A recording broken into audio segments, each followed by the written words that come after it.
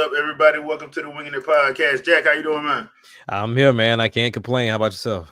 I am making it as well. Sandstorm. Yo, chilling. Ready for this podcast since we didn't do one last night.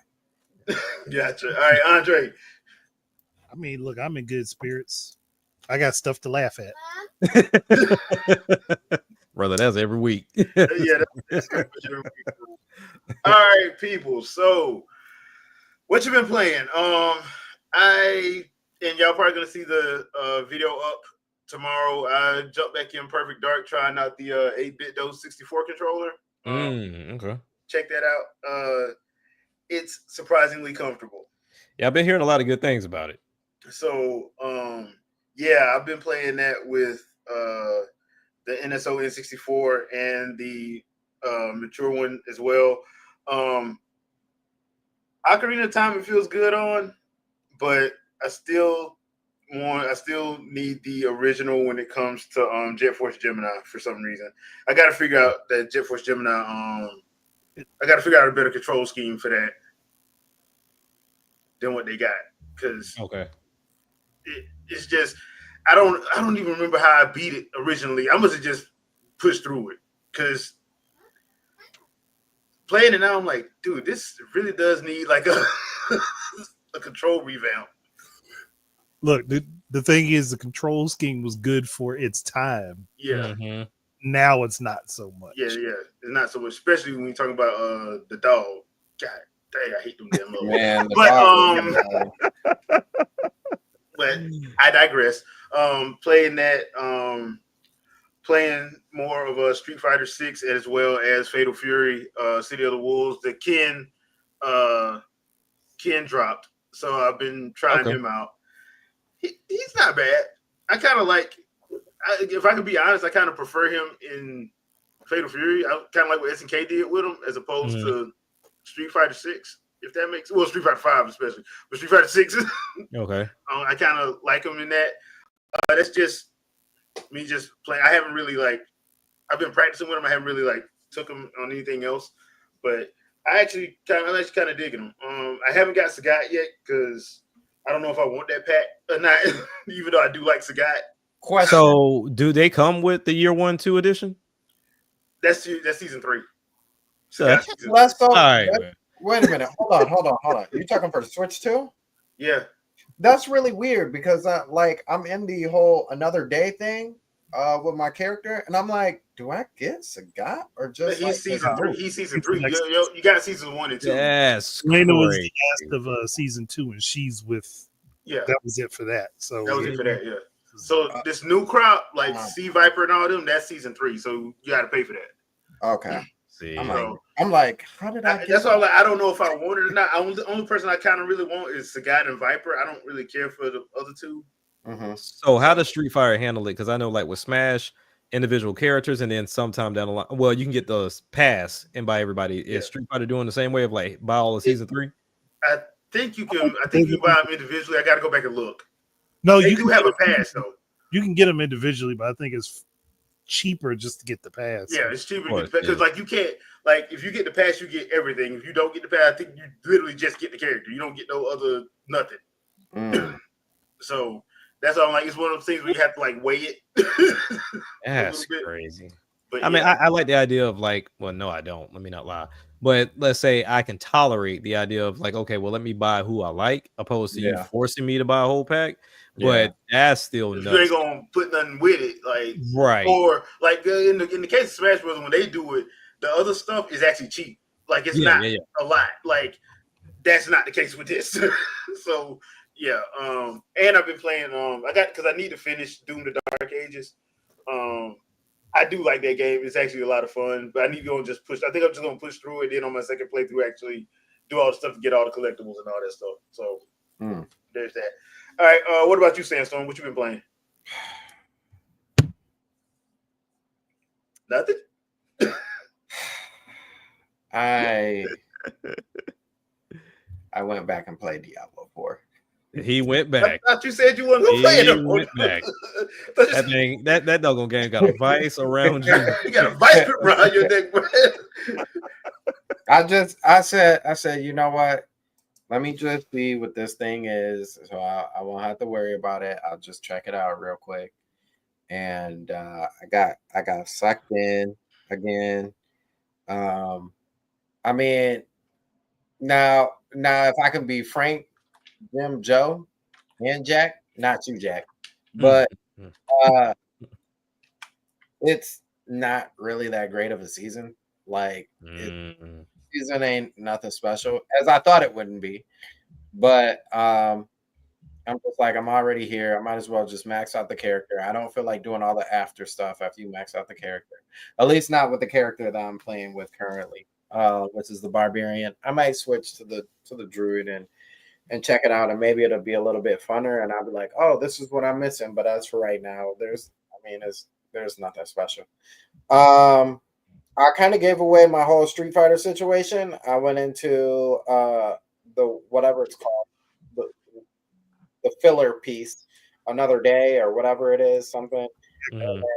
Yeah, ran into the whole Sagat thing, and I was like, oh, this would be dope if I get this, because I might actually use this. I don't never use Sagat. Okay, no, I just checked. You got two options.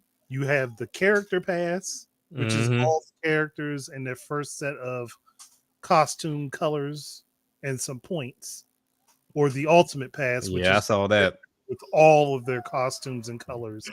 And brother, that's a whole game. That ultimate pass is a brand new game. How much is the ultimate? It was what, $47.99? Yeah. Oh no. Yeah, something like that. Yeah. Oh no. They've done it for each one, so I mean, they can sell a whole new game with just 5 characters. That's but Capcom did that on Street Fighter 5 though, so they did the same thing on 5. I'm not mad at the hustle. Yeah. Like, I am. Once again, right, me too. But this is once again what I've been saying. Like, people be getting mad talking about $80, but I'm like, these games should be costing $1,900 for all the stuff you want in it, because for some reason y'all don't have a problem buying $215 deluxe special editions. Go to your take.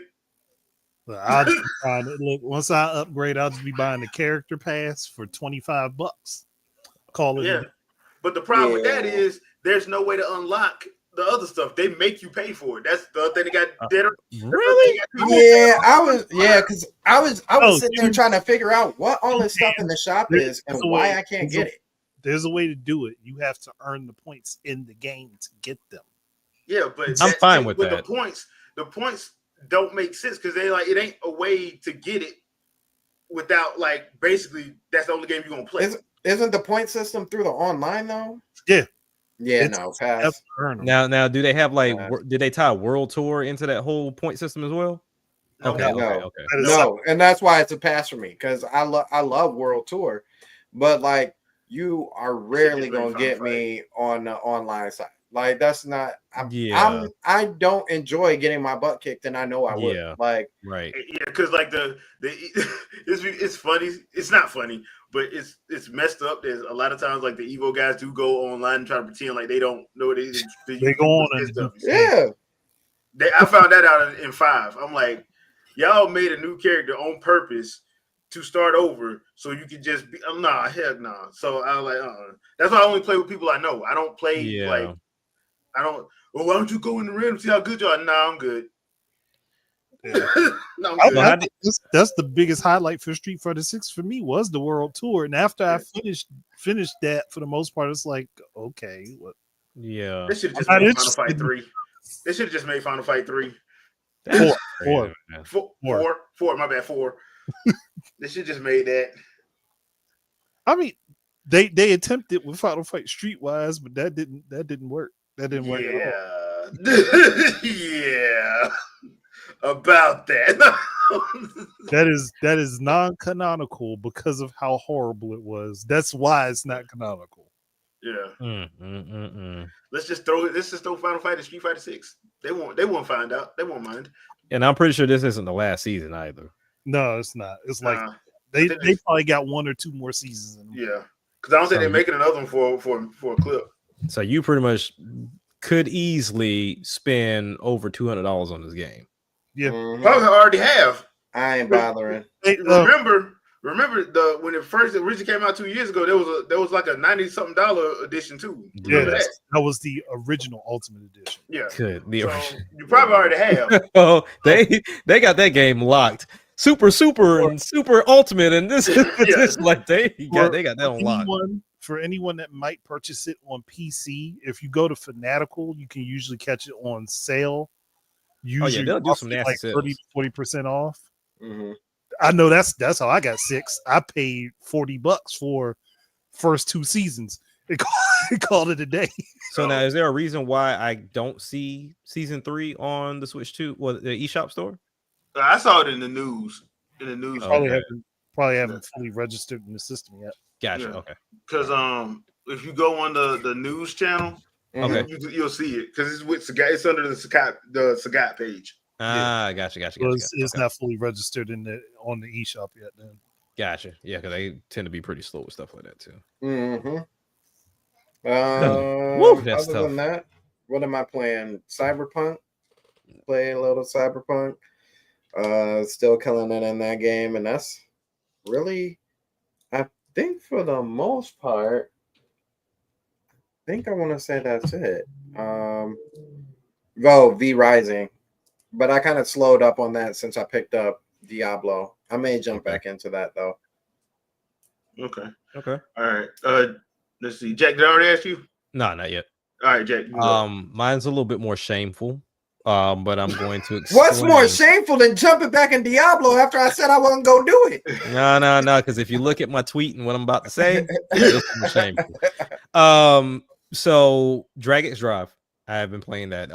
It hasn't gotten much of my time because I haven't been in position to prop up the Joy-Cons to utilize it. Like for me, I could do it on my lap, I can do it on the couch, but I want to try it on a desk or something just to see if I have a different experience. But I haven't been in the mood to sit up and play games. So I'm not going to be laid back trying to do this with Dragon's Drive. So when it came out, I tried it for a little bit just to kind of see how it felt. And of course it was smooth.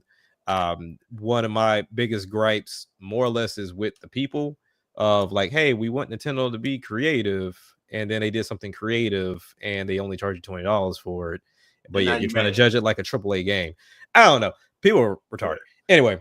Yeah. but my guilt one, and I want to start with, I got this for $30, is Madden. But I heard they fixed it though.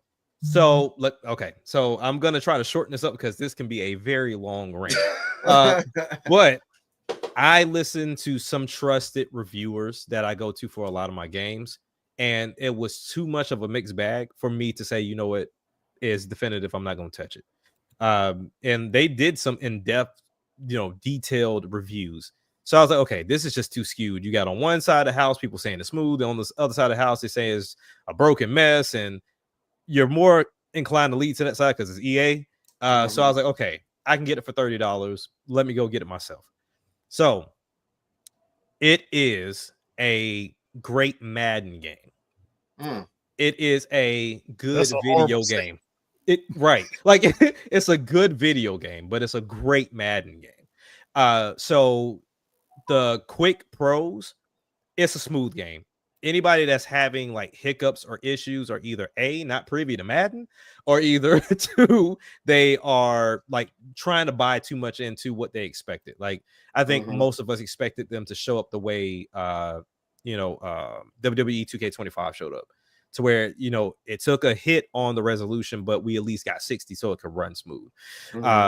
From what I'm feeling, what it seems like is running at 40 because it's kind of similar to Cyberpunk in a way. Yeah. I had, I would say, a better experience when I put it on my internal hard drive versus my SD card, but it was still the same regardless. The only real like bad hiccups I've ever seen is when I was trying to like hurry the play up, like when you're just trying to hurry up and burn the clock, or not trying to burn the clock, but beat the clock. That's the only time I saw it like really spaz out. But other than that, it's just your typical EA bugs. So for example, the one thing they have to fix is superstar mode. Like anybody that's interested in superstar mode, I would just say don't play it right now. And it's solely because your player, they have the wear and tear system. that joker always wore out. Like, no matter what you do, no matter what type of recovery you do, that joker always wore out. You literally start the game all green, and then within like 2 plays, your whole body damn near red. I don't know why. And then the sliders don't affect superstar mode. So superstar mode is like in its own world. So even if you go and adjust sliders, it doesn't affect superstar mode. Also, the snow, cool, looks great, fantastic, but you should not fumble on every possession in the freaking snow. It's impossible to win a snow game. High school football. Like, it's ridiculous. Like, I got to the wild card because I got drafted by the Bengals. We made it to the wild card. I knew I was going to lose because the very first game was against the Patriots in the snow. And lo and behold, first possession, I got pushed and dropped the ball. Then the next we get the ball, the next drive, throw it down the field, catch it. He gets tackled, fumble. Then the next drive, mind you, they're scoring every time we lose the ball. So it's not like this is tied up at 0. Wow. They're scoring every time down because the CPU and the snow don't fumble on the other side, but your teammates do. So by the time we finally get to the point where we can drive it down the field where we didn't get any fumbles, it was like 30-something to 0. And mind you, I get to the red zone, break off a nasty long run. Mind you, my player doesn't go as fast as he should because, like I said, the wear and tear. So his actual speed is 85, but he's down to 68 every damn game. It's because of wear and tear, even though I rest. So I make it all the way down. He pushes me out into the end zone, fumble the ball. Then my player freezes mid-stride. They pick up the ball and take it all the way back. I said, you got to be freaking. I knew I was going to lose. I said, the only way we're win the Super Bowl is if I don't have a snow game. And both the Patriots and the Buffalo Bills washed me. Okay. So all in all, if you play franchise, cool. Plus, there's already people with sliders out there that make it even better. For whatever reason, this game is always online. Do not know why. And so that's where it kind of kills the whole like sleep and come back situation, because the moment you turn it back on, oh, it disconnected from EA servers. You have to sign back in. Yeah. It is so annoying. So I don't know what EA was smoking with this one. But all in all, in the game, every play, it feels smooth. There are no hiccups when I'm running the ball. There's no hiccups when we're passing, any of that. Like, I haven't missed a hole or cut or anything because the game hiccuped. If we're in motion of a play, the game is smooth. Now, it may not be 60, but it's smooth. So I will say it has gotten a lot of my time. I played it the entire weekend. And mainly I played it 90% in handheld. And it feels fantastic in handheld mode. So I knew what I was getting, knew what to expect. And so I don't go into it. So for any reviewer that's like, this game is unplayable, you're full of crap. Like, this game is not unplayable. You have not played an unplayable game. I can show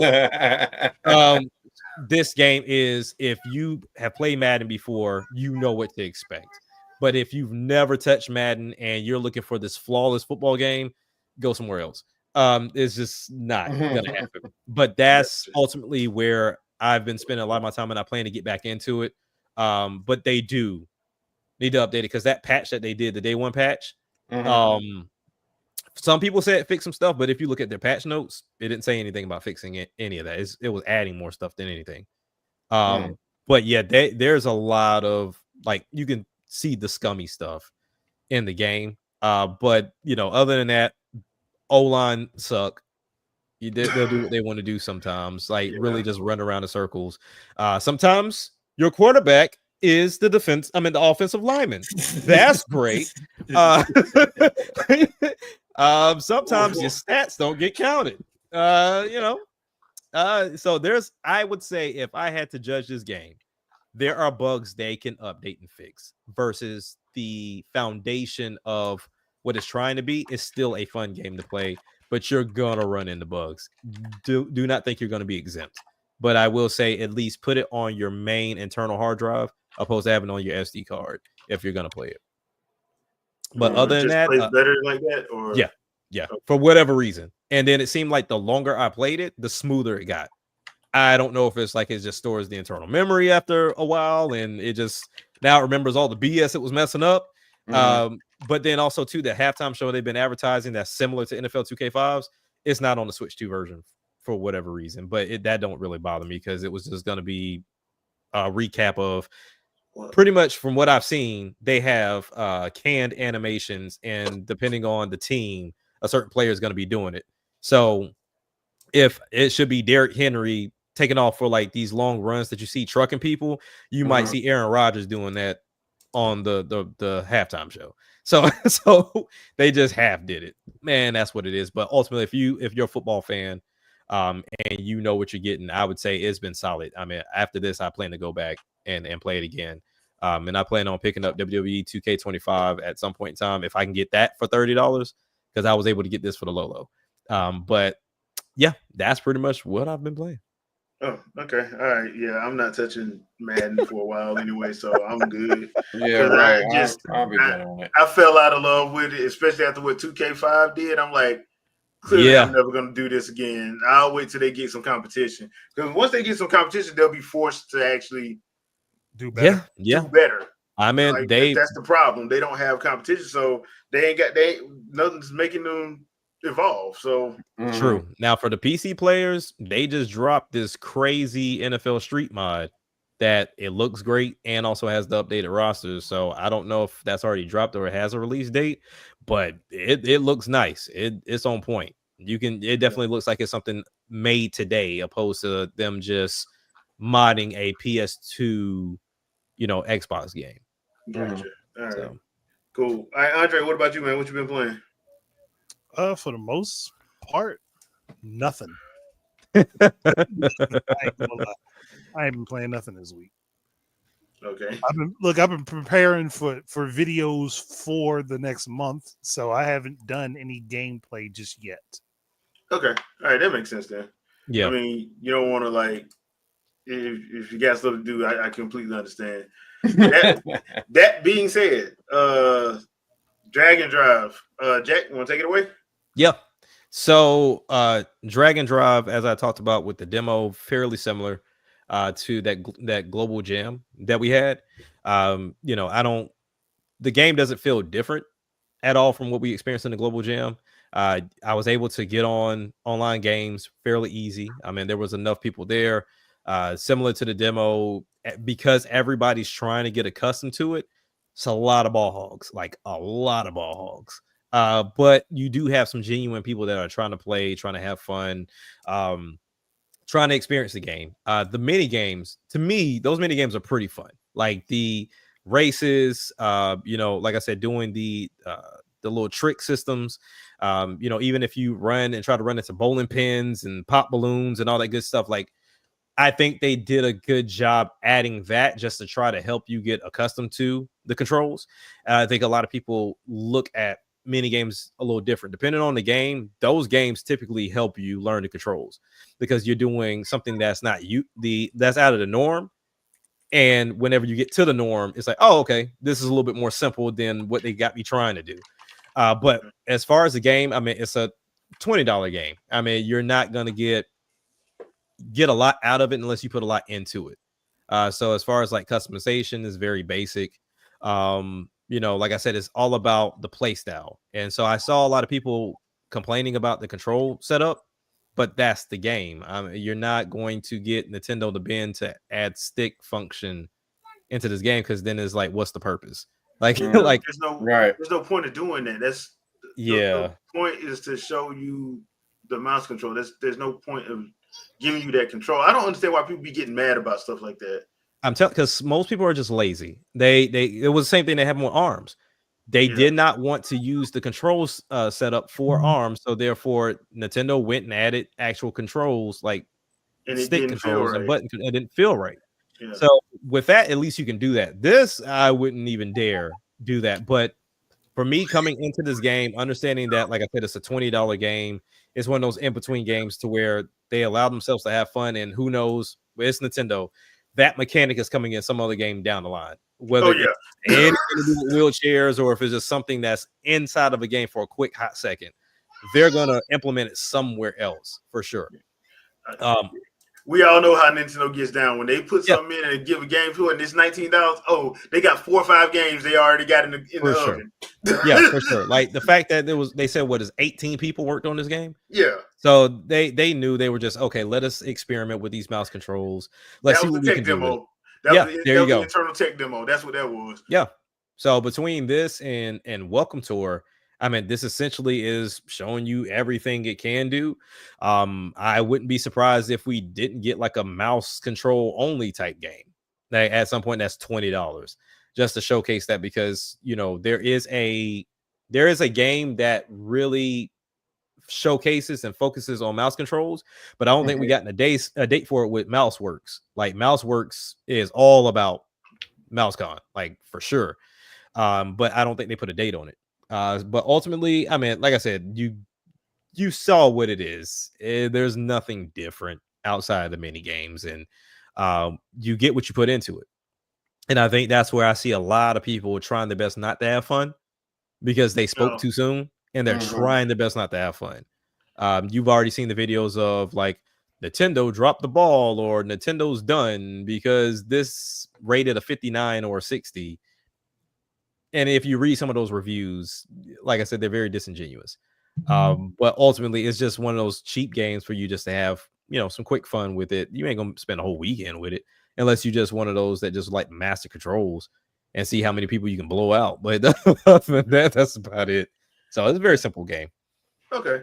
Yeah, that's what I thought. That's what I thought it was. I thought it wasn't gonna be nothing crazy. The only thing that would make this game big is if people would stop. If people would get off their high horse for a minute and actually play it, and there just you go. Sets. Yeah. I mean, that's where I saw most. For the honest content creators, they were like, you know what, I kind of enjoying myself. Like they're allowing themselves to have fun. It was the same thing with Mario Party Jamboree when they did the Jamboree TV. Now, to that credit, I don't know what in the world Nintendo was doing with that, but the mini games are fun. Like the way they executed it was horrible, but the mini games were fun. And for anybody that went to the experience, most of them were like, oh, I don't want to scream, I don't want to jump up and down, I'm an adult. I was like, what? You do that mess every Sunday. Be quiet. No, you just don't want to do it on camera. You want to do it off camera. But the thing is, it's like you're on camera all day as a content creator. So what is the difference? Like that, I don't get. Half y'all wearing banana suits and all, but you don't want to jump up and hit stuff and scream. All right. But here's the thing: everybody know that game chat gonna be off the chain when you start losing. You're gonna get cuss outs. This is gonna be worse than the game of Uno. Yeah. But see, that was the key thing, though. A lot of people that did give it praise, they played with friends. They didn't play with random people, because that was one of the main complaints of like, oh, Nintendo makes you be friends to play together. I'm like, yeah, you kind of. Yeah, I would rather be friends with somebody because I know. Would you really want to play a bunch of games like that with a bunch of random? No, I don't want to do that. No. Because see, some people don't know how to talk before. There you go. And there you go. And then on top of that, I know, you have to worry about the weirdos. Mm-hmm. Yeah, I think y'all know what I mean by that. Roadblocks. Yeah, so you have to worry about the weirdos. And I'm like, I understand what Nintendo do when they protecting their investment. There you go. So yeah, you ain't playing with randoms. I think a lot of y'all don't remember that the flip note situation. Oh yeah, most people don't remember. I remember that being taken down. I was like, dang, it just. But then you read why it got taken down. Like, yeah, that's the right deal. Yeah, that's I don't blame you at all. Yeah, that's the same thing with the Smash community. Like people, no. Then they see video or pictures, they're like, oh, okay. Like, right. Like, because that's gonna be a lawsuit waiting to happen. Right. I get it now. This is why you don't support them. I understand. Yeah, like that whole Smash Bros. Bro, when that mess blew up. There's still more. That's the bad part. There's still more. Mm-hmm. And it was coming for everybody, Nick. But then again, I'm sitting here like, why y'all got 25 and up people in the same house as 15 and 16 and 17? Okay. Yep. All right. So, but all in all, I mean, it's a solid game for $20. Now, granted, I feel like at one point in time, Nintendo would have charged you $50 for this, but I probably not for that. Hell, not for that. I done seen some $50 Nintendo games, and I'm like, all right, that's it. All right, Nintendo. Yeah. Okay, we got you. But but all in all, it's a creative game. Hopefully it leads to something more. With this though, I mean, I kind of less likely that we see an ARMS too. I don't know. I feel like we still need to because it's sold well. I just think this is going to be an ARMS 2. It's just probably not going to be within launch window of the console. Yeah, because I just think people complained themselves out of that bag, possibly.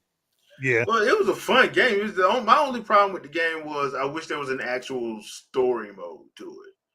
Yeah, because it was all the characters were interesting to not have nothing to go with. You know what I'm saying? Like, because there was arcade mode, but there was no, like you said, no story to it at all. Yeah. Because I love the absolute craziness of it. Like you doing boxing, and then all of a sudden now you're doing a volleyball game, or basketball. Basically doing a contest, hoping you Steph Curry out here. Yeah. And so I like the weirdness of it, but I just wish they had an actual like story mode because like I was getting into like how weird each of the characters were and how the world worked. So I mean, so but that's a lot of making up to do though, because let's say they do go with a story, you're now going to have to explain not only the old characters that may return, but then also some new characters that have kind of jumped into the fray. Sure, yeah. But do that. Yeah, I mean, we don't need 80 characters for ARMS. You just need like you don't, but people gonna ask for it. ARMS Ultimate.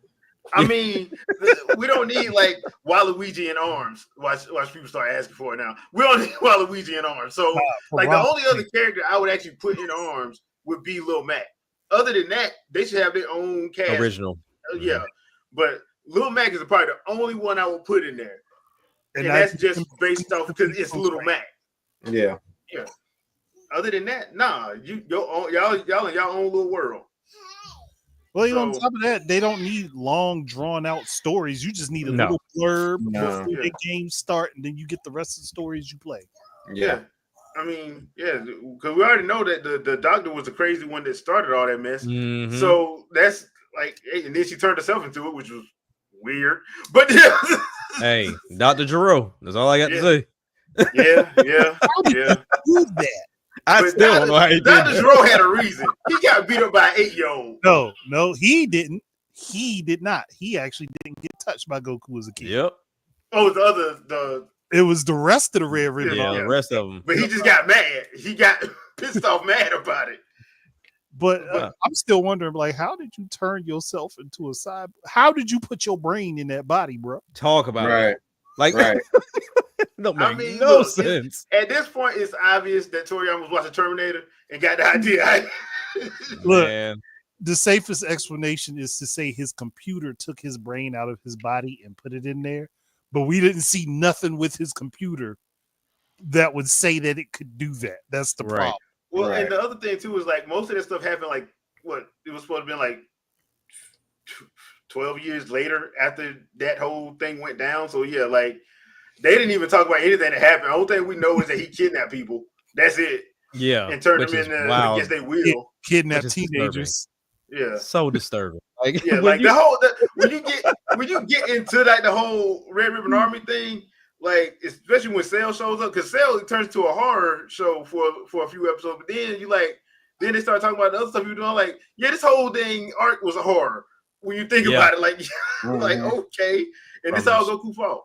Complete strangers to his own son. It ain't Goku's fault that somebody had a horrible reaction. Yes, it is Goku because, like Trunks said, just should have killed him. But that's the story of Goku. I was Goku want to play with everybody. Goku want to play with everybody, have everybody fight, but then he don't want to because he's having too much fun playing. But see, that's what happens. See, and then people start dying. Then he want to turn up and act all mad, turn into Super Saiyan. You know, you killed my friends. Well, actually, it was really your fault. You could have stopped me. Technically, he did kill Krillin. In that particular situation, though, Goku did try his best. Yeah, he did. He used the wackest move of all time that don't ever work. Well, it worked once. Okay. Hey, It worked the one time it actually needed to. Yeah. Boy. King Kai was, man. King Kai. Rolling. You give a dude a move that powers him up, that backfires, and then give him a ball of energy that don't kill nothing. All right, so peeps, this week it got leaked, air quotes, leaked, the Bandai Namco's next Tales of game to get remastered is Tales of Xillia. Personally, I like the first one. I didn't care for the second one. The second one sucked. But I was thinking they was probably going to go Tales of the Abyss or do like a remake of Fantasia like Falcom did with Trails in the Sky. That's what I thought they were going to do. How do y'all keep up with these Tales games? Because I like if you show me like Tales games and you say, all right, which one was the first one? I'm like, because they like all different titles. I'm like, RPG nerd here. I get that, but I'm like, the naming convention is like. So if you look in 1995,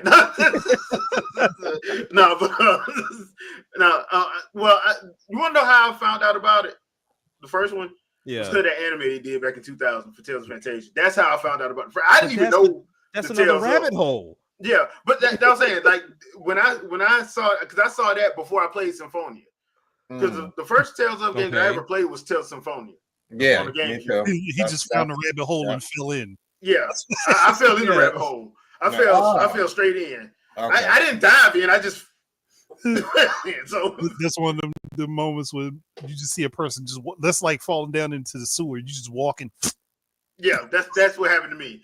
But like, I get it. But and the other thing that made me a little bit upset with Bandai Namco was because they kept skipping all the Nintendo consoles for some reason, even though Symphonia, like pretty much the better version was on GameCube. Right. Hands down. We can tell because they used the PS3 version for the doggone remaster. 8 months it took y'all to patch that.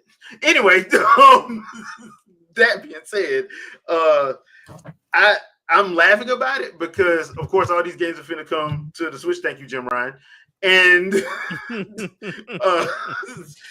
I just find it funny that they're remastering them, even though they were already in HD. Mm-hmm. Okay, so I wasn't crazy. I didn't think this was a new game. No, so see, that just makes it worse. Like I don't know what's new. The newest one is Tales of Arise. The newest one is Tales of Arise. That's the I know that one. And that was like 3-4 years ago. Yeah. Years ago. And I played that one, and that one like it didn't catch me. Isn't that the one they all right control scheme on it? Yeah, they tried to make it like Final Fantasy. It don't feel like a Tales game. Well, they definitely failed at that because they surely don't feel like Final Fantasy. But I'm saying it didn't feel like a Tales of game though. It felt more like they were trying to do like they try to get there but fell somewhere in the abyss. Yeah. Which there's a name for that too. What, Tales of the Abyss? Yeah, Tales of the Abyss. Yeah. Now you're getting it. Now you're getting it. Yeah. But they like it's a lot of games because there's a lot of handheld games that never came over here. Tales games, that's Japan only, and for Vita, DS, and 3DS. And I'm sitting up here like, why we ain't never getting none of them? But it is what it is. But I just thought it was funny that they're doing all of these remasters now when I thought they were already in HD.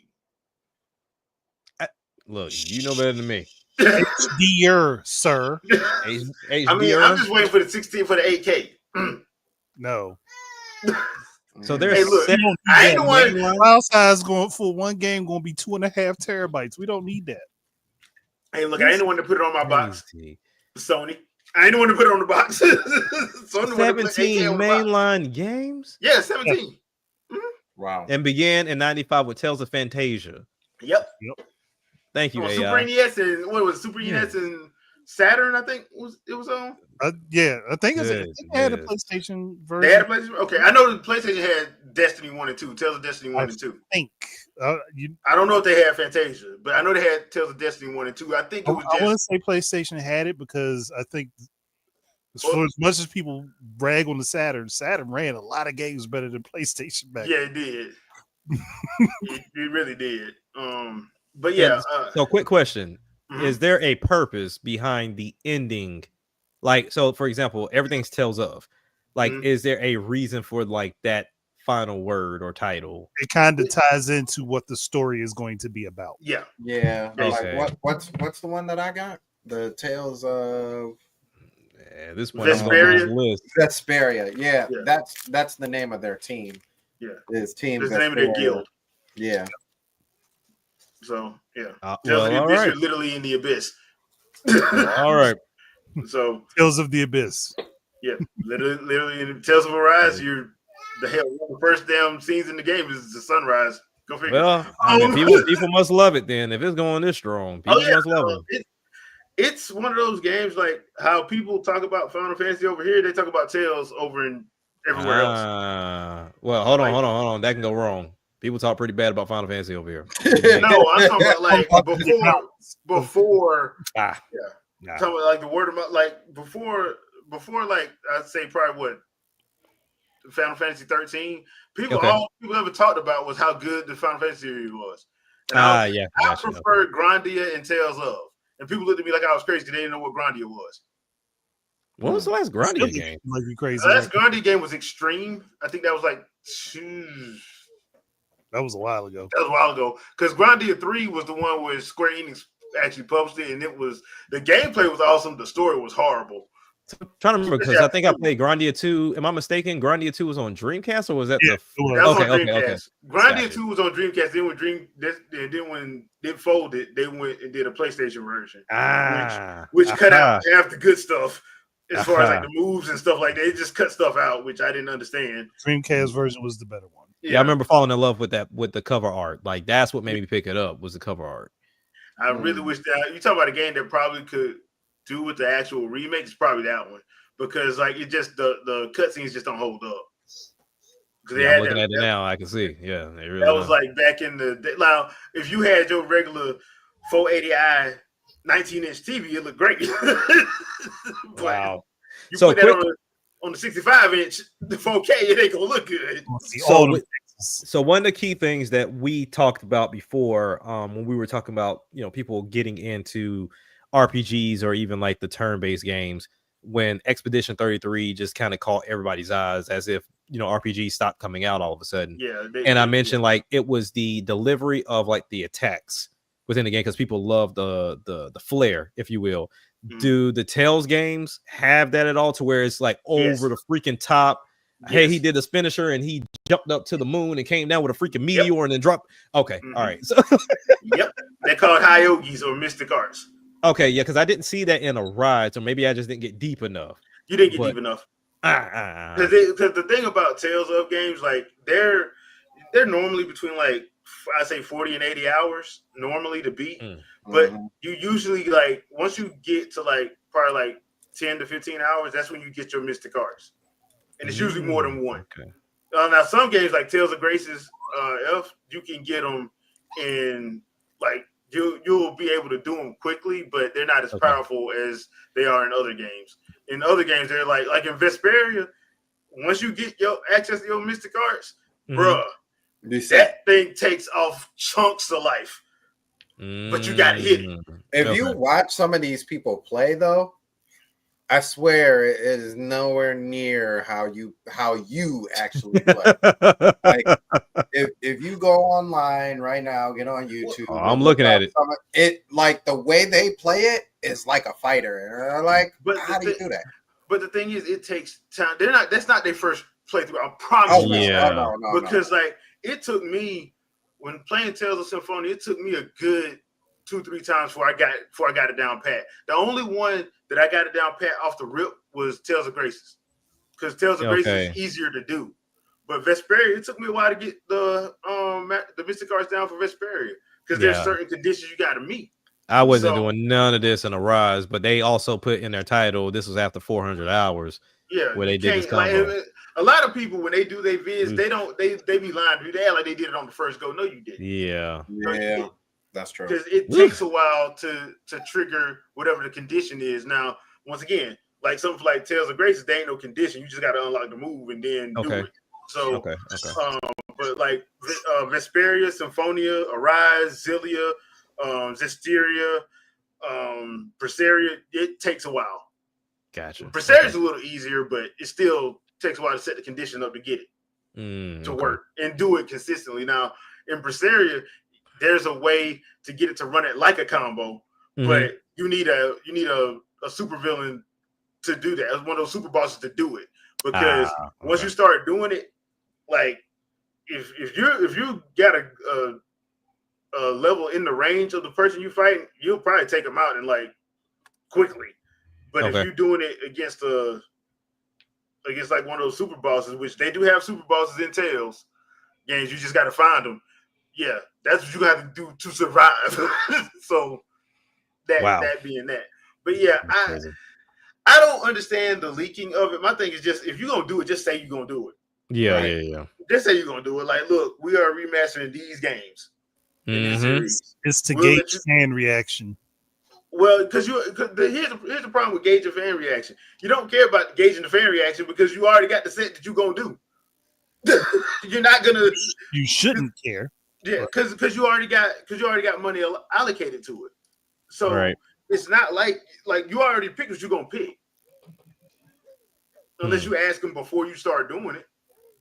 And I don't think anybody asked nobody because I don't remember seeing a list of survey going out to anybody doing Tales of Arise. Hey, which games do you like to see be remastered? No. So I mean, that's what I'm saying. I'm like, you're not gonna allocate resources, and I don't think Bandai Namco got the hits like that to be playing around like that.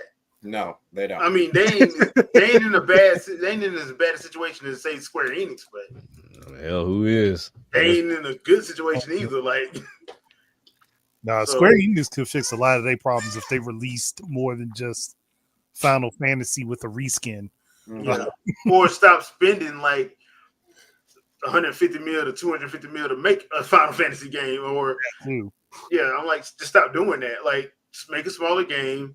You don't need all the ultra realism. You don't got to do all that stuff. But let's be real, they was doing that with even with stuff that wasn't Final Fantasy, because remember, Tomb Raider remake trilogy was costing them way too much money. Way too much money. Yeah. So it is what it is. So do y'all like when devs are honest? Sure. Yeah, whenever they are. Are they ever? Yeah. Well, there are a couple of them. So somebody asked Katsuhiro Harada, one of my favorite devs. If you don't know who that is, he's one of the main guys responsible for Tekken. Yeah. So they asked him, is Tekken 8 going to get ported to Switch 2? And he was just like, look, it's not off the table, but we didn't make it for that. We made it for what we made it for. Right. And I'm like, thank you for saying that. Yeah. Like, that's all it would take. That's all it would take. Sometimes just say, hey, we didn't have stuff allocated for that. So we weren't worried about it. So it'd be harder for us to do, so because they pretty much have to do it from scratch. Yeah. And and right now they got, they're doing their seasons and getting their stuff out. So they don't have time to do that. Yeah.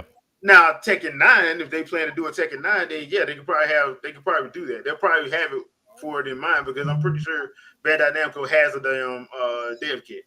I would imagine that they would go the route of porting, like working it from the ground up, because these fighting games don't come out often like most games. Like, we saw a huge release for all these fighting games last year, to where who was it? Was it Tekken or Mortal Kombat came out on the back end? Mortal Kombat came out on the back end.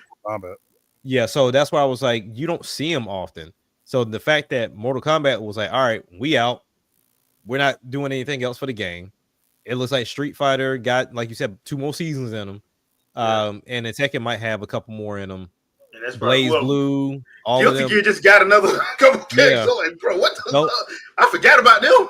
I would imagine they would take the time to do it, because if you're saying, okay, Tekken 9 possibly, or whatever the title is going to be, that may be like in the middle of the Switch 2's lifetime. Yeah.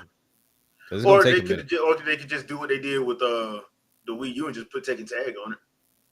That's what I would prefer, like to have its own separate thing. Because just to make it its own special thing, and that's something that we kind of got away from when we had 1,000 devices, to where he's like, oh well, we're gonna release it on the Game Boy Advance and the DS, and then we're gonna release it on this, and then the Xbox and the PlayStation, and it's like you see like 500 symbols across one SpongeBob game, but they all play differently. So yeah, we definitely got away from that. I think like I know for me, because I grew up in that era, I'm used to like games being different on different systems. I know people nowadays that's how dare you make an exclusive. But honestly, I'm like, bruh, if you're not gonna make, because I know I've said this before, I'm like, if you're not gonna put Soul Calibur on the Switch or the Wii U, thank you, Jim Ryan, why don't you just make a Fire Emblem game or a Zelda game, Zelda Fighter with the Soul Calibur engine? True. I'm like, that way Sony and Microsoft can't complain. Yeah, they can't. They can, but it'd be pointless. But it'd be pointless. They can't. It's like them complaining about Smash Brothers. Why are you complaining about Smash Brothers? These are Nintendo characters, right? And not to mention, you had a shot at it, Sony. You just don't want to. You just ain't want to believe in it. So yeah, you don't get to complain. That's all. I'm like, I get it. I'm like, you want to keep games off systems, cool, but don't get mad when we option them to make the same thing. We just put our characters in it, right? And then it outsells that stuff, that the original stuff. Don't get mad at us, because if you looked at the GameCube numbers for Soul Calibur 2, there's a reason why it's sold better than everybody else. Yeah. I mean, like I said, I mean, we do need a fighter that's on the Switch 2 for the Switch 2. I mean, because you can still play Smash, you can still play Mortal Kombat 1, but you can, have like a Switch 2 version, which I don't think Ed Boon is going to do a Switch 2 version. Ed Boon ain't going to do it, because I remember when people was asking him about it, he was like, well, they don't put Smash Brothers on anything else. I'm like, and they're not going to, dummy. You know what exclusive means. Like, but he wanted, who did he want? I think he wanted like Sub-Zero and Scorpion. Smash, and because when they put out the survey, the survey, and everybody chose Bayonetta. Like, hey, like you didn't make a presence. You forgot Mortal Kombat hasn't had a presence with the fan base for a while. For a while, yeah. Because he wanted Sub-Zero in there, and I'm like, bruh, I wouldn't mind Sub-Zero being in there, but I'd take Joe Musashi or Ryu Hayabusa over him. Yeah, because I mean, like we've all said, this is kind of like a huge billboard for gaming. Like Smash is a huge billboard. Even if you don't play the game, people show up for the presentation of the new character. So if you go through this whole elaborate, great presentation for Sub-Zero or Scorpion, and then it's like, oh, but there's no Mortal Kombat. We're playing on the system. Then what are we doing? Yeah, right. I mean, I was surprised they put Sephiroth on there. To be fair, I would imagine because they thought something was coming, but I mean, they did recently do they did have the Final Fantasy VII remaster on the Switch at the time. Yeah, and they did Crisis Core, but I was like, but at the time, there was no reason to put Sephiroth in Smash. Well, they have the Cloud was a favor, from what I understand. Cloud was just a favor. Was a favor, yeah. But even with that, I think it does pretty well on the Switch. Is the Final Fantasy little rhythm game they have? Oh yeah, those tend to do pretty well too. Yeah, rhythm. Yeah. Well, that's because that's all you're gonna give them. That's all you're gonna give people. Then they'll play it. I mean, that's all. Because some people, that's the only system they're gonna have. And like, look, if parents are like, "Hey, look, you ain't old enough yours. I'm gonna get you this," So, I wonder why they dropped the Dissidia series, because that was like a fighter. I thought it was selling good, but apparently it wasn't.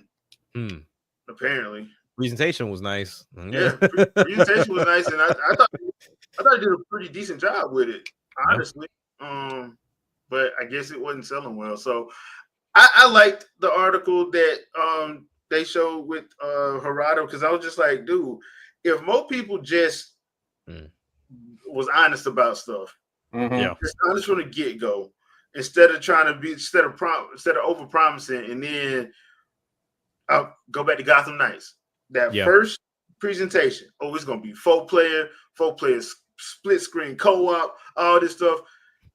1 year later, you know what? You know when we said 4-screen, too ambitious. We really meant 2. 2-player, we're gonna be 2-player split screen.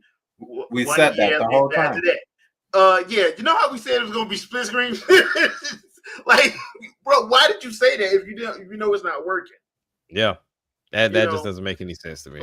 Halo 343. Oh, we're gonna have split screen. We're gonna have game comes out. Yeah, about that. Yeah. You know, like so you said, be honest, but then also too, those were just flat out like lies. But there's also those that don't say anything either. They just let you figure it out when you cop it. So they show you like, oh man, we got this and it's coming here and it does this. And then you get it's like, hold on, wait a minute, partner. Like it's missing some stuff. Like, wait a minute. Like you didn't say nothing about this. Like, yeah, they've been very quiet. But I wish developers, I mean, especially now with us having, I guess you could say, better access to them on social media, because a lot of developers are on social media. And you see, especially like the indies, they'll answer questions. They have to though, because they're hustling. True, but even like, you know, in a sense of like a bigger company, you have more people that will be more willing to like throw stank on your name because you are a bigger company. And I would want to still be in good standing with the people. I'm not asking like the main developer to show up. Just have, you know, a voice from the company. Like, a team or something. So like, for example, with 2K, like they've been doing these presentations for the past couple of weeks. Mike Wang ain't up there talking. He got somebody else doing it. They got content creators talking about it while they're showing the footage up there. But Mike Wang ain't showing up to talk. Yeah, I did notice that they're starting to use more and more influencers. I did notice that, but then that's kind of like, you know, a slippery slope, if you ask me. Because some of these people, they ain't got no business talking to nobody. They ain't got no business being out there. Yeah. Some of them ain't got no personality. The other ones, that you can tell they biased as hell. Like, yeah. So I understand, and I see both sides of that argument. This is what happens when you get rid of the mid. People, like, we lost the claim in Midway and all of them, and now this is what we got, you know. So it is what it is at this point. So that brings me to this question. It goes back to the devs keeping promises. What's the whole point of Unreal Engine 5 if you can't do what you, if you can't keep your promises? I feel like what's the point of it? I feel like at this point, if you having trouble with Unreal Engine 5, maybe you need to go back to school, I guess. I don't know. Well, the reason why, like I said, the reason why I ask is because, like, once again, I go back to stuff like, you know, like 343, and I go back to stuff like, you know, Obsidian, and, you know, those guys when they sit up and do all these, my grand vision and all this, and we're using Unreal Engine 5, and I'm like, yeah, but you can't do split screen. Yeah, you can't do 4-player co-op. Right. You can't do couch co-op. Ain't this supposed to be powerful? How you powerful? You can't do stuff that was done like in Unreal Engine 2 and 3. Like, that's what I'm saying. Like, y'all should, if y'all having struggles now, I think it's time to reevaluate. Or I won't even say that. I won't even say that. I think if you still having struggles with the Unreal engines, and that's supposed to be made for everybody, like I really feel like maybe just slow it down on how often we get games. Real talk. Because at this point, like, we're still, even though people talk about, oh, we're not getting as many games as we used to, we're not. But then I still feel like we're getting them way too often. We're getting way. We may not be getting them as often. We got way more than we ever gotten. Like, it's way too many. I'd say it's more accurate to say we're not getting the big games as often, because we still get a bunch of little ones that people tend to want to ignore. Yeah. I mean, it's definitely the because we've always had shovelware. Like, we've always had those games. It's just, I think they were easily ignored. Now that you have like a online shop from these storefronts, like, you can see them now. And also too, I mean, while this is like a pro and a con, it's easily accessible now. Like, back to your point of Unreal Engine, I mean, you can go and get the engine, apply and get the engine, and try to make a game by yourself. Will it be successful? Don't really know, but ultimately, like, if you tinker around with it long enough, I mean, eventually figure out how to put stuff together and make it run. But yeah, for these bigger companies, we shouldn't be at this point. You know, we talk about companies that's been in the game since Super Nintendo, and they're still putting out bad product. You should be tenured, but at the same time, a lot of these companies don't hold the same team. They just kind of ship them in and out and just hold the same name. So I don't know, man.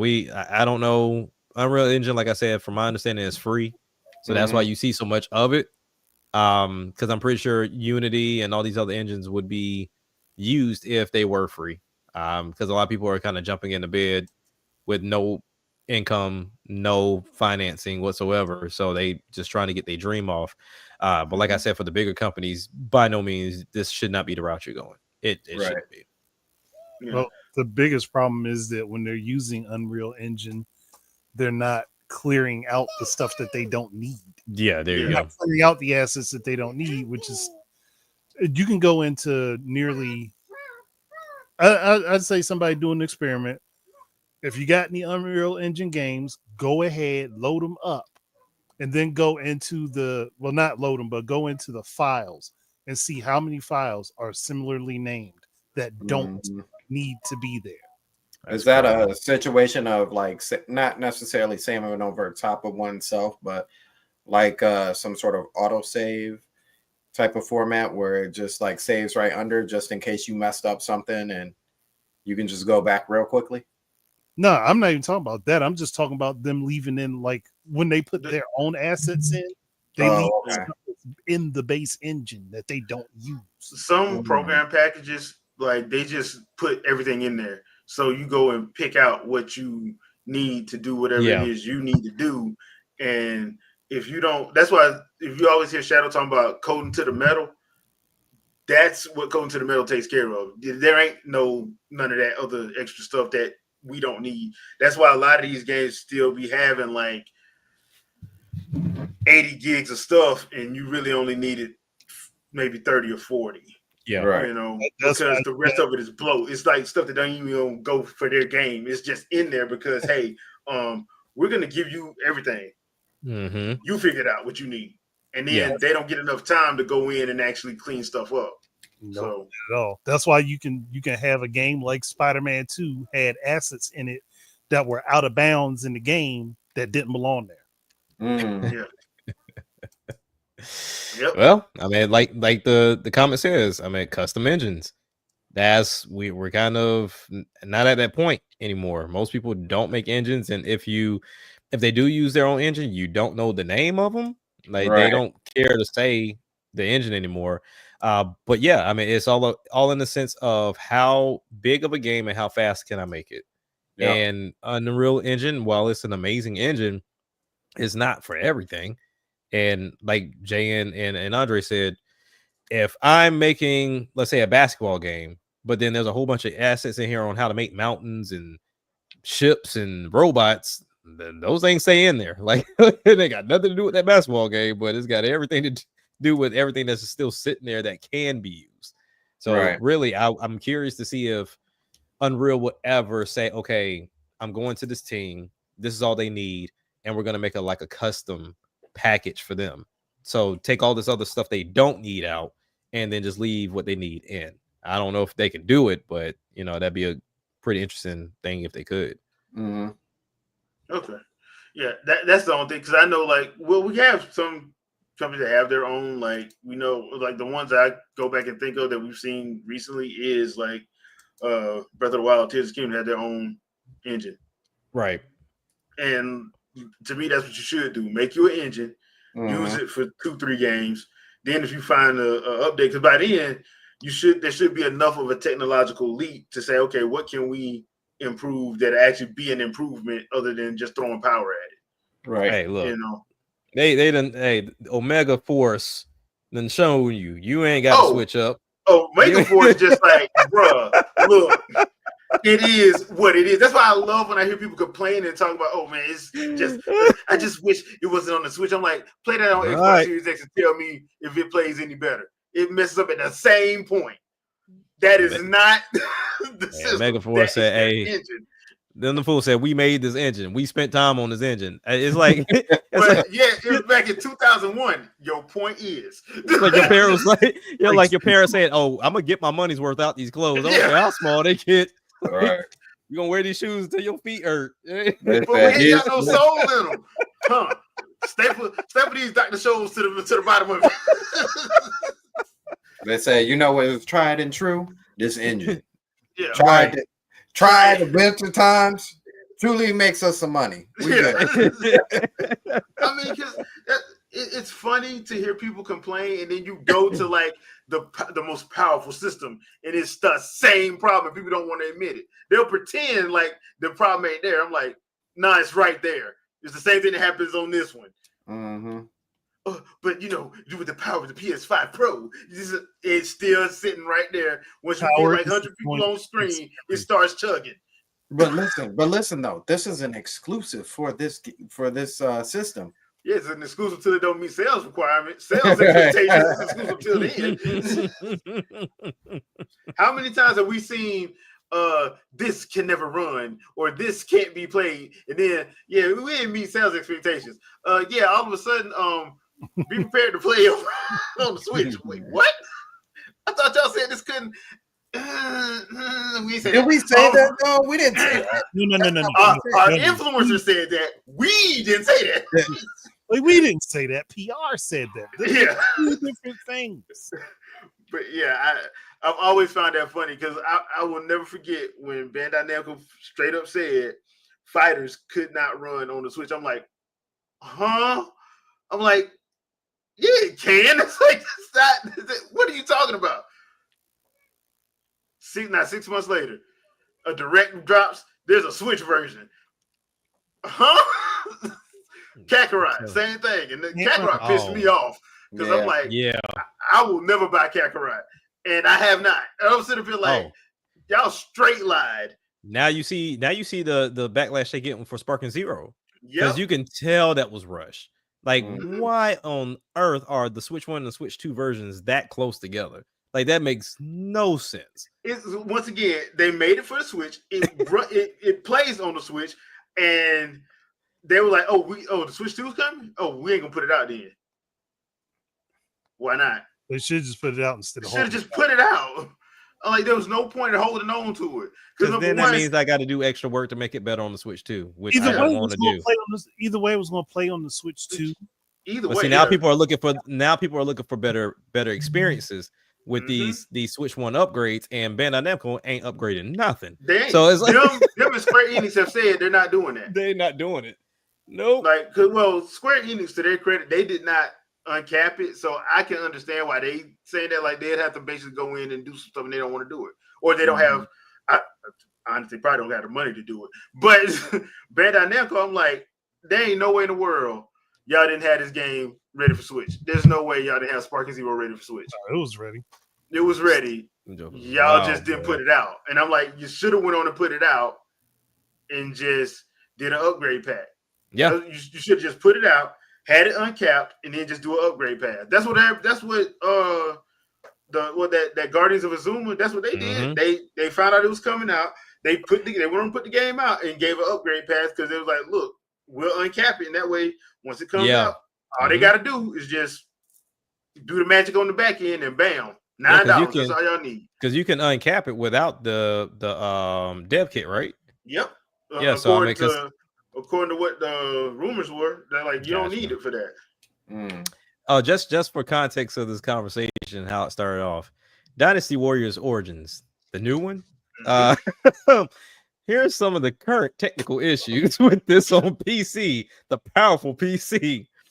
Crashes, saving issues. Game saving system has been criticized, with some players losing significant progress due to crashes or the game defaulting to a hard save instead of auto save.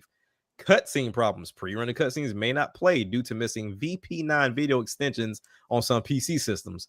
Freezing, controller issues, and of course the infamous performance issues. You gotta love them. But I guarantee you them sales numbers are stupid. I bet you they stupid in Japan. But I mean, it is what it is at this point, right? Yeah. look, I'm gonna tell you like this. I'm not changing the engine. You gonna keep buying it? I'm just keep doing it. Why not? Why would I do that? Look, like at what point? Why that doesn't make any sense? I mean, look, truthfully, they ain't gotta spend any more money building something else. True. Yeah. Or they can just genuinely just be taking their dear sweet time building out the new one if a new one exists. Like I can keep milking this until we're ready.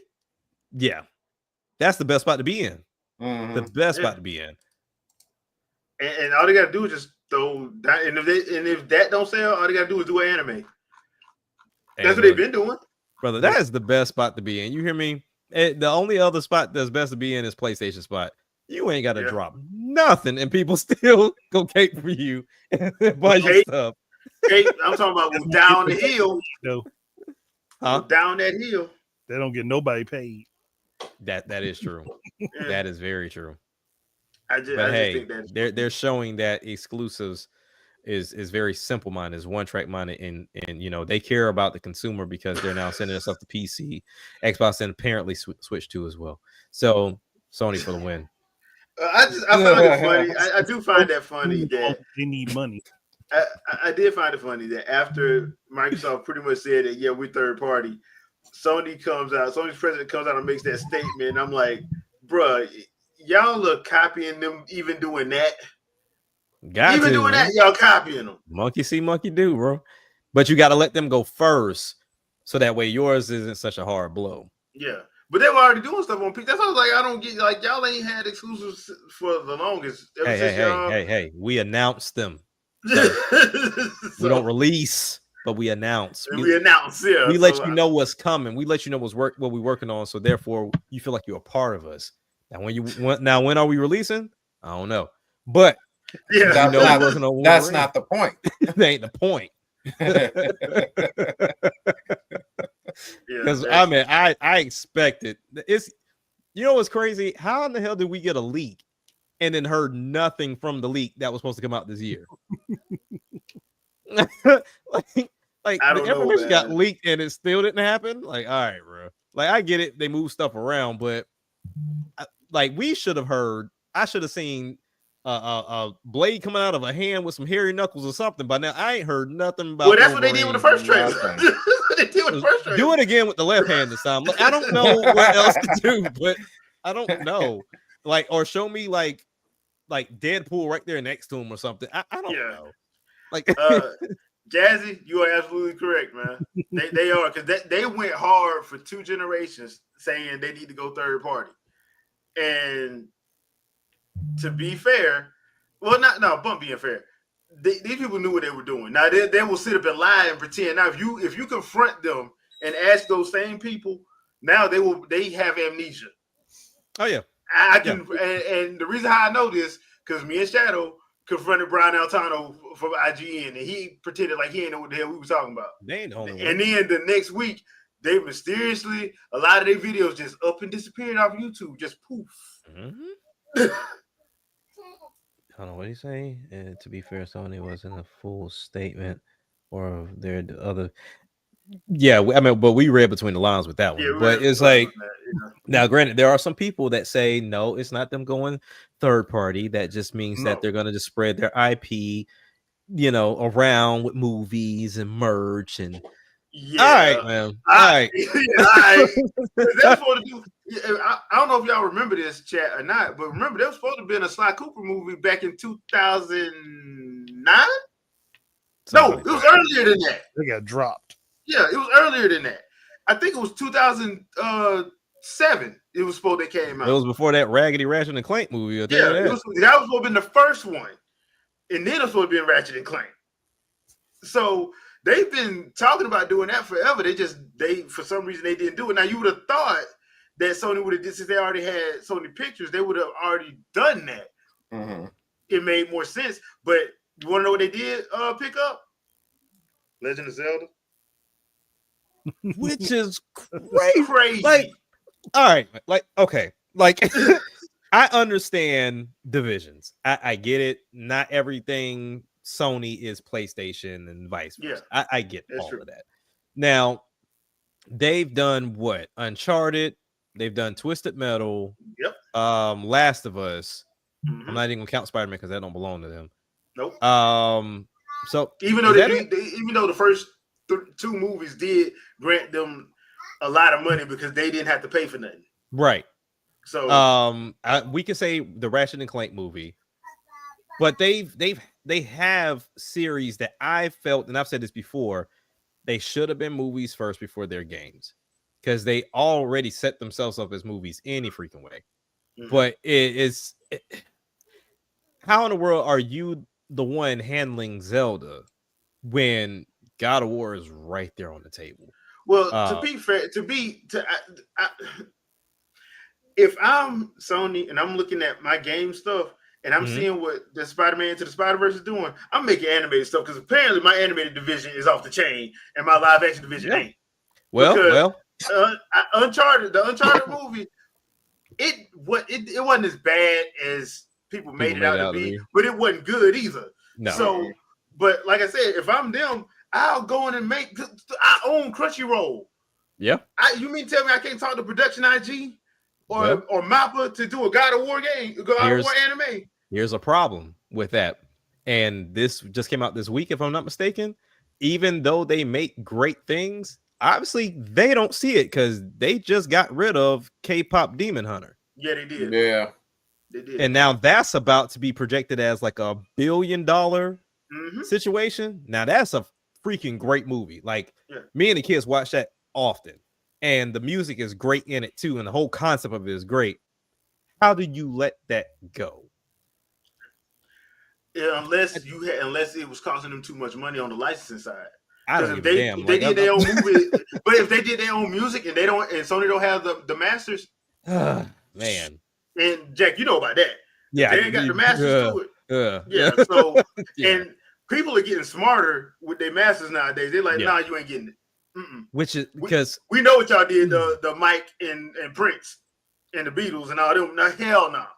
We keeping our masters. Yeah. So but then also too, when it comes down to sampling, because a lot of this music does have samples. If you're not well versed in music, you wouldn't even know.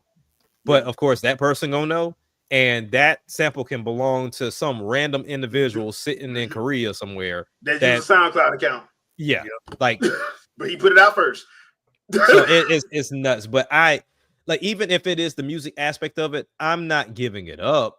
It's because that right there, to me, I'd like to believe that they knew what they had. Because I think somebody told me about K-pop Demon Hunter, and I was like, K-pop Demon Hunter, and then it popped up on Netflix, and I was like, this movie was freaking fantastic. Like that, like I watched that a couple times before my kids even saw it. Like that's what I'm saying. I'm like, that's why I'm saying, I'm like, Sony Animation is killed. Like, why wouldn't you do that? And TVOD, I know it's in development, but I don't know. I ain't got no. I don't have faith in that. Like, so I have as much faith as them releasing their games as in development. I just no. And that's why I said, I'm like, a lot of stuff. The reason why I push animation for is because, especially when we talk about gaming, is because games are easier to translate in animation than it is in live action. I understand Sony loves to market themselves as we have the cinematic experience in our games, but some of this stuff actually is better if you, especially that, because gaming is still niche. No matter what you may believe, gaming is still niche. It's not, the movie audience is not the same as the gaming audience. That's why I'm saying, like, you making $250-300 million games and wondering why you ain't made $1 billion in a month. Yeah, some movies make that back in the night. Don't work like that. Yeah. Like, yes, Avengers Infinity War made, what was it, 225 million the first weekend. Yeah. I'm sorry, most of these games ain't doing that. Yeah, I don't even think Pokemon and Call of Duty did that in the weekend. I don't think. I don't have to own anything to go watch a movie.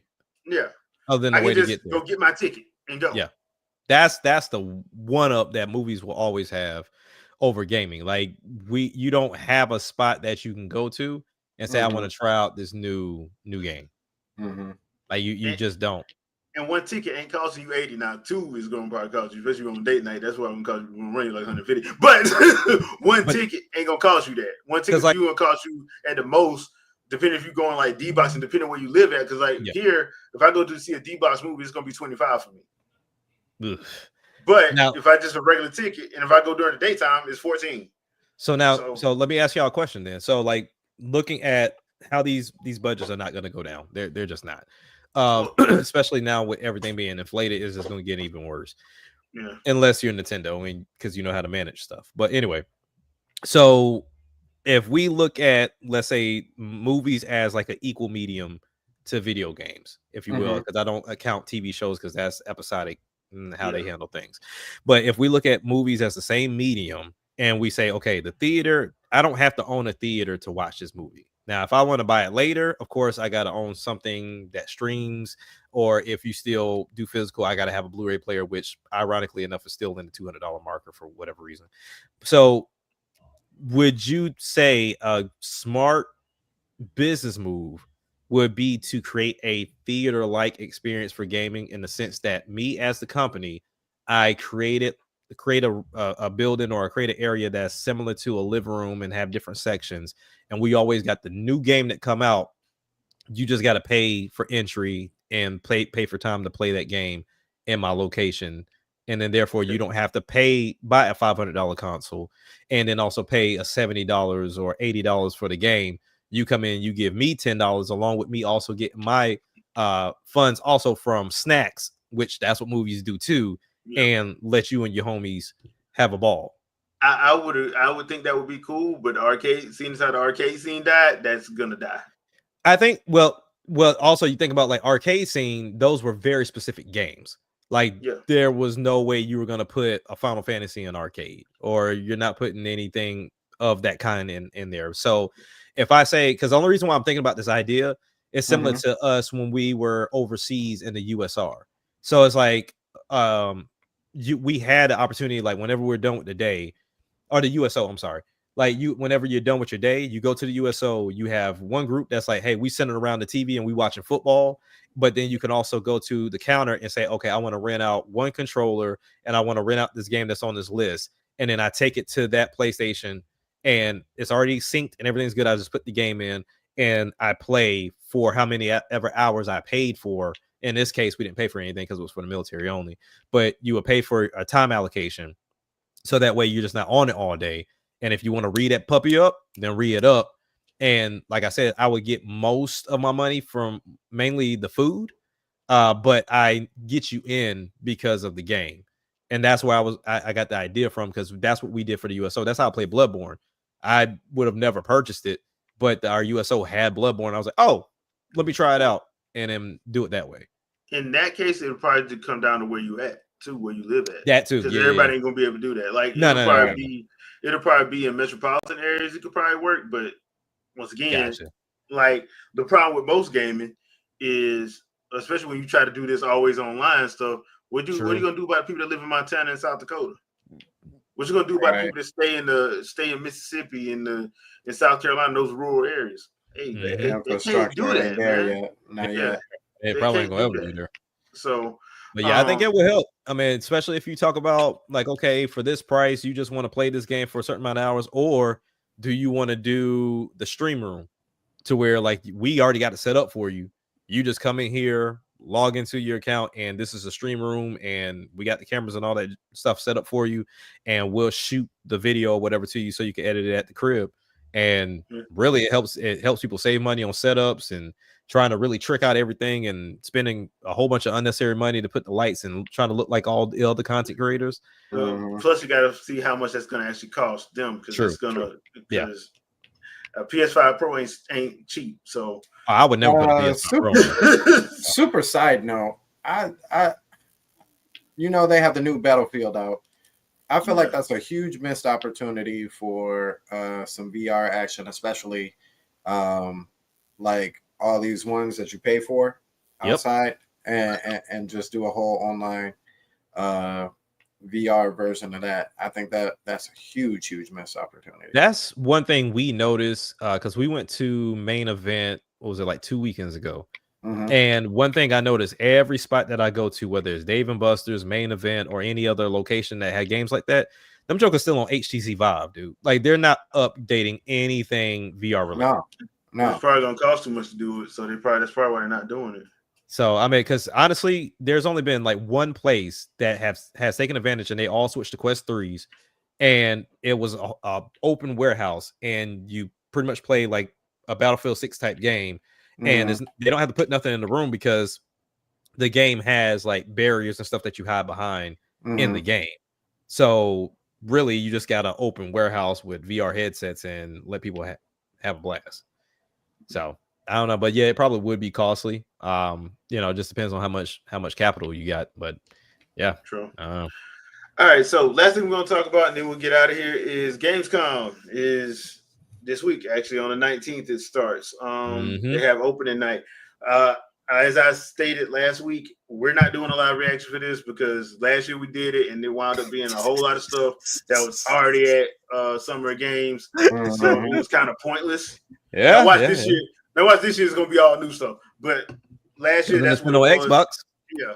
So what we plan on doing is just probably watching on our own time and then coming back next week and just giving our thoughts on it. Probably the whole episode next week is probably going to be Gamescom thoughts and stuff like that.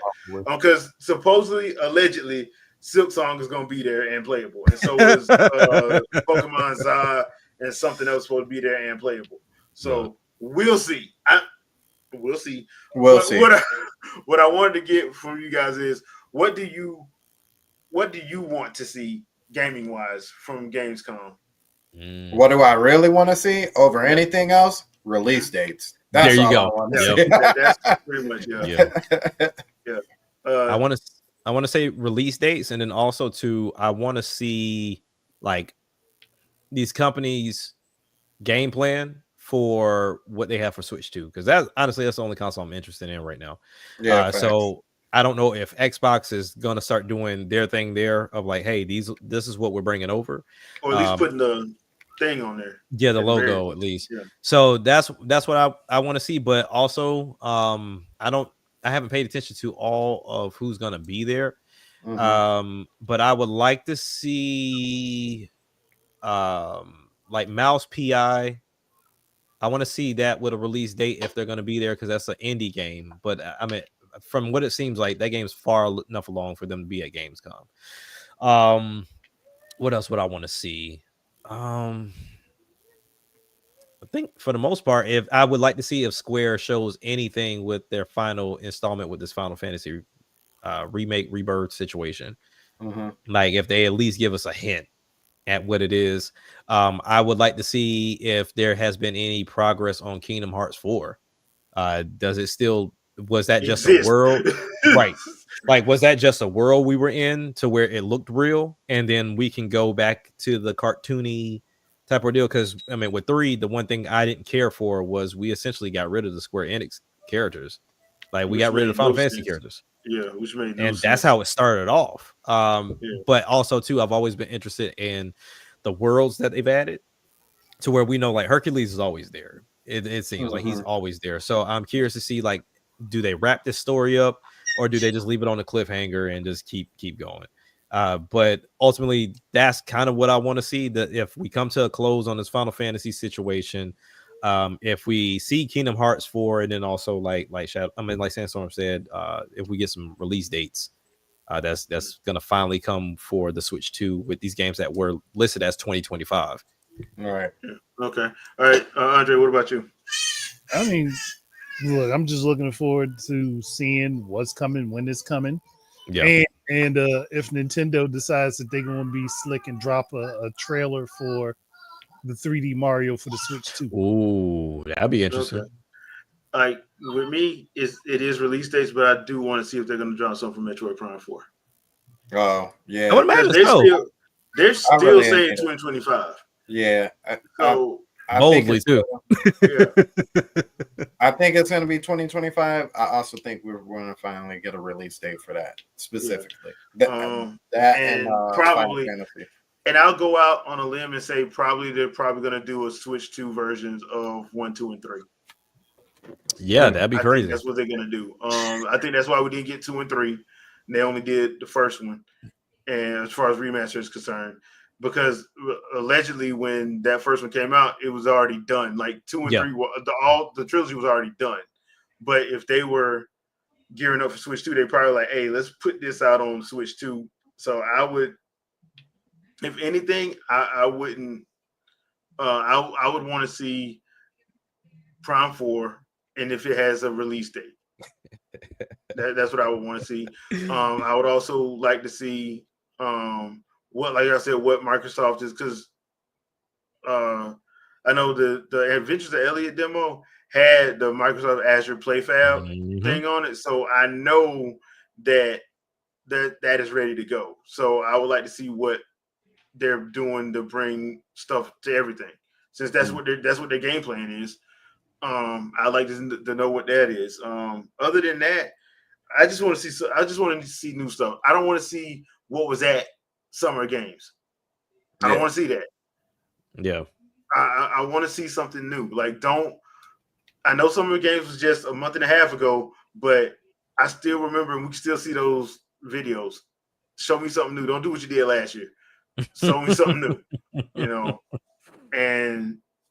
And if you got other companies not participating, like, look, I know Nintendo didn't participate last year. That's probably why you had to show what you showed. And you just don't have a show then, bro. Yeah, right. Don't waste your time and the money. Stop wasting money, because they cost money to do those shows.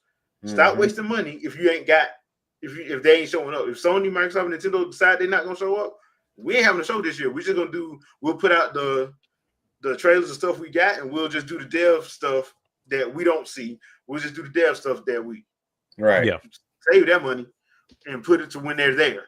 Or at the very least try to convince them to participate.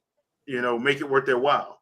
But yeah, that's gonna be it for this episode of the Wingin' It podcast. Thank you, everybody in the chat. We appreciate you for coming through. Sandstorm, anything you want to pimp out? Yeah. I think we will do a little Gamescom stuff. We'll go over it a little bit. So if you want to check out and get some of the early reactions, I'm gonna stay as authentic as possible. So Twitter won't be a thing. We have this coming Wednesday, right, Jack? Coming Wednesday. This coming Wednesday, both Jack and I will be on Nintendo Prime's Nintendo Byte podcast. So definitely come over and check that out. Bring it back Monday. Tomorrow we will have the Jill podcast. I should be on there. But yeah, like I said, Wednesday is the Nintendo Byte podcast, and then on Saturday we will have a Stormcast. All of us were doing adulting this past Saturday, so it just didn't happen. Yeah. But yeah, other than that, make sure you subscribe out to everybody here, as well as Shadow, Vicky. Shout outs to them. And yeah, that's all I got. All right, Jack. As Sandstorm said, we will be on the Nintendo Byte podcast this upcoming Wednesday. Very excited for that. Just to kind of get on, chit chat out. I've had the pleasure of talking to Thunderstash previously on one of Sandstorm's podcasts. But with all that being said as well, this past Saturday, the reason why I couldn't be on Sandstorm is because I got interviewed for the album that's dropping October 2nd by Desmond Does. So he will let me know when that's gonna release. And it's supposed to be on all platforms. So we had a great conversation, great questions, great dude, man. And, just getting the opportunity to meet him and, kind of seeing what his whole game plan was as far as interviewing and meeting new people. So I definitely made sure I threw y'all names out there as well, for him to, reach out. So if he ever reaches out, just know I sent them your way. But with that, man, just getting ready for this album, just, getting these videos queued up, for after the release, which is on October 2nd. And it's coming up pretty fast. So after, this month, I will do my submission, and we get out our perfectionist stage and really just let it go. And, just looking for everybody's feedback and for everybody to listen to it and see what y'all think for my debut album on MSM. Even though this is my first album, this is my first album with them. So, and with their help. So it's been a very interesting journey for sure. Okay. All right, Andre, anything you want to add? I know you said you were doing stuff. You're waiting to. I'm still stockpiling for September. So gotcha. Well, you about to have a blowout, right? I'm just gonna have a bunch of stuff, and you just gonna see a bunch of stuff. That's all you gotta worry about. Gotcha. All right. So I do have a video coming out tomorrow. That is the Perfect Dark gameplay with the 8-bit Dose 64 controller. I even put an intro on it. So check that out tomorrow at 7 a.m. I think is when I put it up to come out. And I'll probably do a couple more gameplays and some stuff. I know I said I was going to be doing a boss battles vid. So I found a couple of old ones that I have, and I will be putting those up on the channel sometime this week. So be on the lookout for that. J Biggs, I like the controller. It's different, but it feels comfortable, especially if you're like if your hand gets like kind of cramped if you're using the 64 controller that they have from Nintendo. Like, I still like that 64 controller, but I can't do like long game periods with it because hand's kind of big. So I mean, it looks like. Did you get the all white one? Black. So, but that seemed like a missed opportunity to do the 64 color scheme. I don't know why they didn't do that. I don't know why they didn't do that. I think they were just trying because it's supposed to go with the actual system. I don't think the system's out yet. The system got pushed back. Yeah. So, and I'm still on the waiting list. Boy, anyway, I hear about the waiting list, boy. Yeah. I'm about tired of waiting lists, but it's JB's. It's comfortable. It's real easy. If you have like the 8-bit Dope Pro controllers that they have, it feels like that. It just doesn't have back paddles. Now the ZR is because you have LR, you have ZR/ZL. ZR is basically used as the ZR for the regular, so it'll bring up like the load screen and all that stuff to create load points and all that. The ZL is your actually Z button. So that's the only thing you probably need to know. Everything else is self-explanatory though. Okay. So you'll see that in the gameplay I did because there was one time I hit the wrong one. I hit ZR instead of ZL and it went to the create store and I had to get back out of it so I could shoot somebody. It is what it is. But yeah, it's a comfortable controller. I will give 8-bit Dope props. They do good jobs on their accessories. I will give them props for that. I want to try out their fight stick. I need to see what all it's compatible with. But that's the wireless one, right? Yeah, the wireless one. Okay. Yeah. So I'm thinking about getting that because that's only like $85. I'm like, I thought it was gonna be more because everybody else fight stick like 100, 150, and 200. That's one thing I will say. They price their controllers like smart. Even with the ones that have all this technology of all the other sticks and Hall effect, this, that, and the third, it's $80 or if not cheaper. So I mean, they price them well. Yeah. So if you're thinking about getting it, I just like the other controllers, hey, go for it. They're good quality. But that'll be up tomorrow at 7 a.m. So please be on the lookout for that. And with that, we will see you guys next Sunday, 7 p.m. Eastern Standard Time. Peace out, people. Bye. Have a good rest of your evening. Peace.